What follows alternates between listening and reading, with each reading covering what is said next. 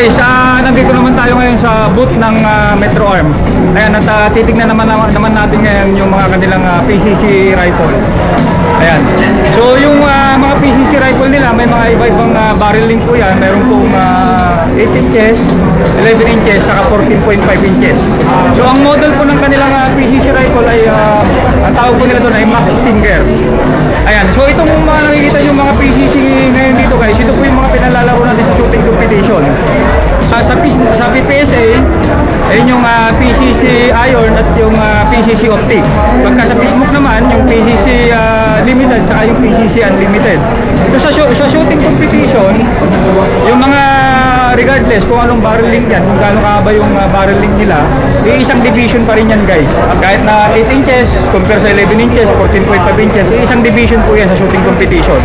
So siguro nasa tao na lang yun kung anong mas prepare niya, yung maiksi o yung mas mahaba. Ayan, so siguro yung maiksi, mas accessible gamitin pagka shooting competition, yung mahaba, pangkasinta, pang long range. Pero depende na rin po sa shooter yon. So kanya-kanya po silang mga presyo. So yung kanilang 8 inches, nasa ano po siya, nasa 90,000. Yung 11 inches nila ay 98,000 at yung 14.5 inches nila ay 108,000. Ayun guys, so i-review po natin. Okay, ito po, unahin po natin itong kanilang Max Stinger 8 inches.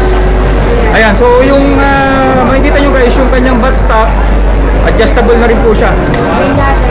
Tanungin natin si Sir. Sir, ano pong D5, ano pong model ng butt stock nyo? D5? D5. Okay, so yung mayroon na rin siyang railings. May kasama na po siyang iron sight, yung front sight saka yung rear sight. Yung handguard niya, sir, ano po? M-lock. M-lock po. M-lock po na aluminum. Ayan, so yung capacity po ng magazine niya, ilan po yung capacity niya? 33 capacity po yung magazine. Ayan, Glock magazine po ito guys. So 33 rounds. Ayan, pang Glock, pwede sa Glock. Pagka pinurchase ko pwede sir, mga ilan pong magazine na kasama? Pagka nag-purchase po natin guys, yung magazine lang doon po kasama. Ano pa yung may kasama sir? Pagka pinurchase natin? Vertical grip, saka yung case po.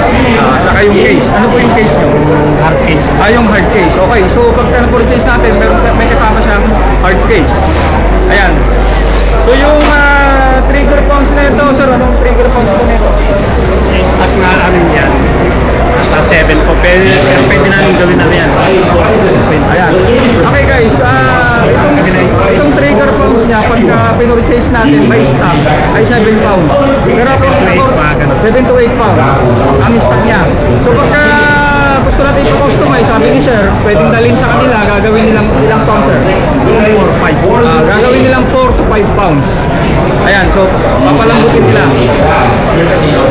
Sir, pagka pinurchase ko to, ilang down payment ang kailangan natin? 10. Mga 10,000 ang down payment. Gano'n naman po katagal ang waiting natin?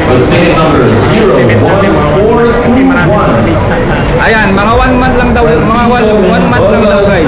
Yung pinakamatagal na antay natin na nag-purchase tayo. So ito po ay semi-automatic.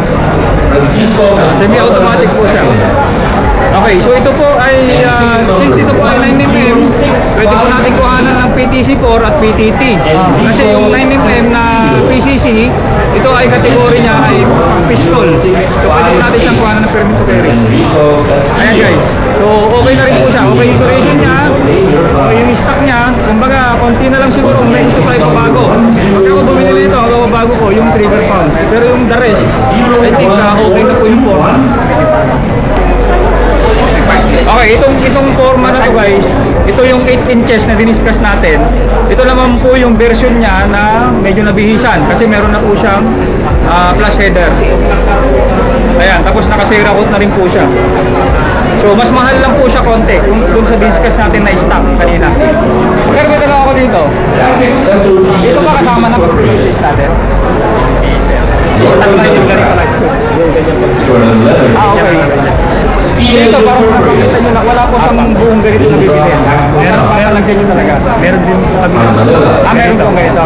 Ayan guys, so yung stock na pinakita natin kanina, meron daw silang ganito. So kung gusto natin i-request na lalagyan nila ng ganito, pwede po.